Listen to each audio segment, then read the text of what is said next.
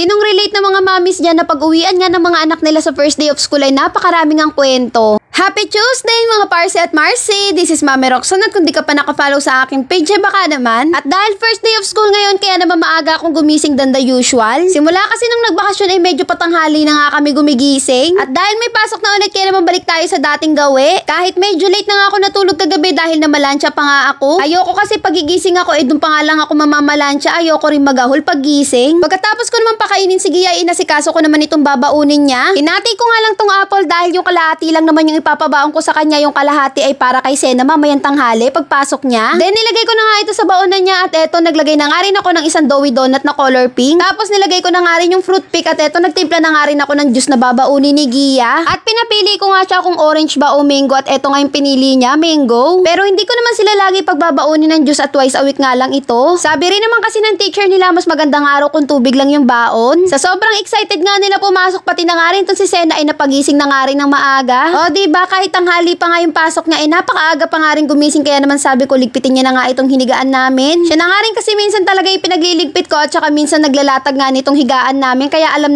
niya na kung paano nga ligpitin yan. Pagkatapos ko naman paliguan si Gia ay binihisan ko na nga rin siya ng school uniform. Nakakatuwa nga kasi hindi ako nahirapang gisingin siya at asikasuhin dahil talaga namang napaka-excited ngang pumasok. Kayo, kamusta kayo mga mamis? Kamusta yung first day of school ng mga anak nyo? Kahit medyo nakakapagod nga worth it naman at napakasaya din talaga ng mga anak natin sa first day of school nila. Pagkatapos ko nga siya masuotan ng uniform ay minedyasan ko na nga rin at sinapatusan. Eto nga pinagamit ko na sapatos sa kanya. Ito nga yung nauna kong na-order sa Shopee na medyo maliit sa kanya kasi yung pangalawa ko na-order ay masyadong malaki. Pero tinatanong ko naman siya kung masakit ba sa paa, sabi niya naman hindi. Kaya yun na muna yung papagamit ko sa kanya at saka ko na nga lang siya ulit bibilang pag nagka-budget na. Dito na nga lang sa may palengke para talagang sakto sa paa niya. Eto nga yung first time ko na umorder ng sapatos na hindi kasya. Last year naman kasi okay naman yung mga pinag-o-order kong sapatos sa Shopee pero ewan ko ba ngayong taon. Pagkatapos ko naman siyang ipitan ay sinuot ko na nga sa kanya itong name tag. Tinali ko nga lang sa likod dahil medyo mahaba nga itong lace. At sinunod ko naman asikasuhin itong baon niya. Bali nilagay ko nga lang to kanina sa ref para nga maiwasan na mangitim yung apple. May teknik naman na ginagawa para nga hindi mangitim yung apple. Ginagamitan nga yun ng lemon kaso wala nga akong lemon kaya ganun na nga lang muna yung ginawa ko. Nilagay ko muna sa ref. At maya lumabas na nga rin kami at medyo napaaga nga paghatid ko kay Gia ngayon. Akala ko kasi papapasukin sila ng 8:45 pero 9:02 na nga nung binuksan yung gate. Fast forward na nga tayo at eto nasa loob na nga kami ng school at paakit na nga kami nito ng hagdan dahil second floor nga yung room nila Gia. At tuwan-tuwa nga dahil classmate na naman daw sila ng best friend niyang si Dane. Kaya naman itinabi ko na nga siya dun sa classmate niya at best friend nga daw silang dalawa. Sumaglit nga lang ako tapos maya